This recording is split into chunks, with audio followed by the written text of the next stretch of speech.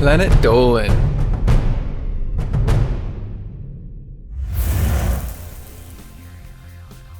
How much does the internet weigh? Who's the Catholic Church's patron saint of the internet? From web traffic to hacking, here are 15 bizarre and unusual facts about the internet. Hi there, my name is Doopy and I'm here to tell you some really interesting things that you might not have heard before. Number 15. Tim Berners-Lee, early in his career, got himself in trouble at Oxford University for hacking university computers. Of course, he ended up graduating with a degree in physics and going on to invent the World Wide Web in 1989. In 2004, he was knighted by Queen Elizabeth, and in 2009, he was named an Associate of the United States National Academy of Sciences. Number 14. Though we use the words interchangeably, the internet and the World Wide Web are actually different things. The web is specifically the network that uses URLs in HTML to browse different pages, like if you were to type in, say, youtube.com in an internet browser. But when you send an email, use an app on your phone, or transfer a file using FTP, you're using the internet, but probably not the World Wide Web. The internet is frequently called a network of networks, and the World Wide Web is just one of those networks. Number 13. The days of hackers distributing malicious code through emails or Trojan horse downloads? Those days are over. Now, they hack websites, often without detection, and distribute the code that way.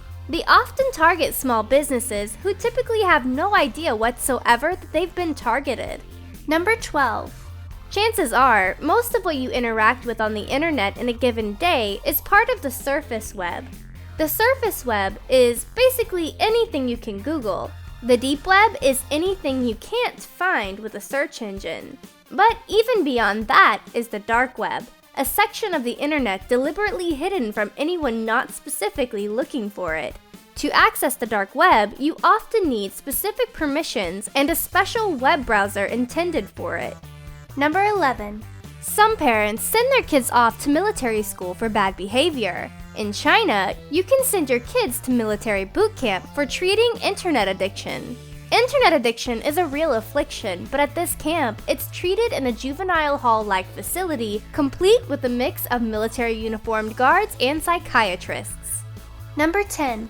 The Catholic Church finds it rather important for everything to have a patron saint. So, naturally, with the advent of the internet in the 1990s, it would need one as well. Pope John Paul II decided that Isidore of Sevilla would be the patron saint of the internet.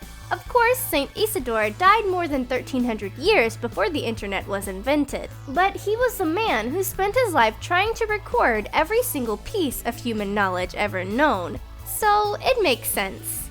Number 9.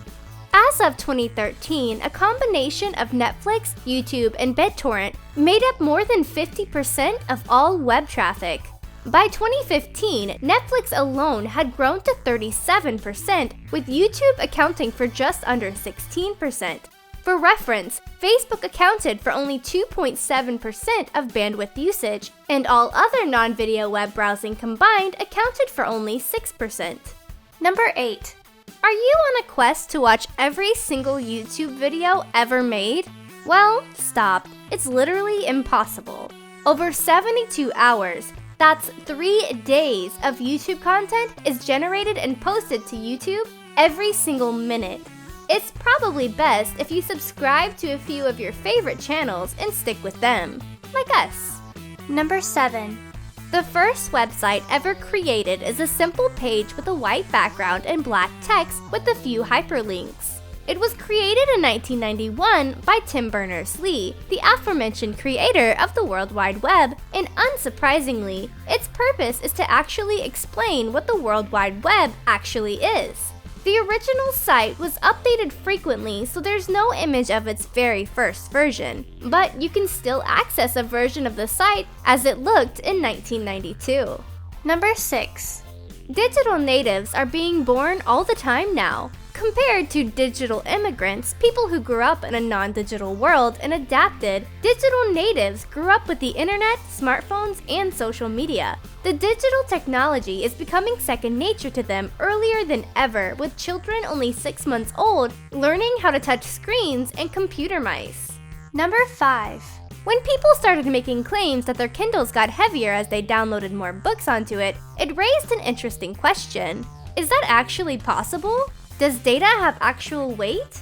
In short, yes, but we're talking about the weight of individual electrons and quarks. But the entirety of everything on the entire internet weighs as much as a large strawberry or a medium-sized egg.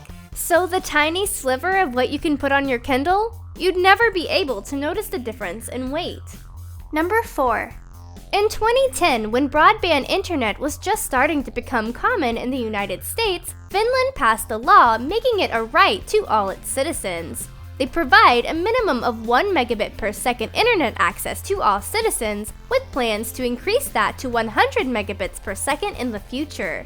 Many ISPs in the United States don't even offer a 100 megabit per second you can pay for. Number 3.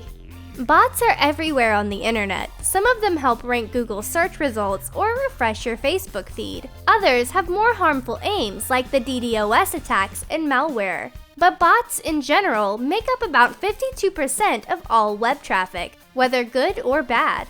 Number 2.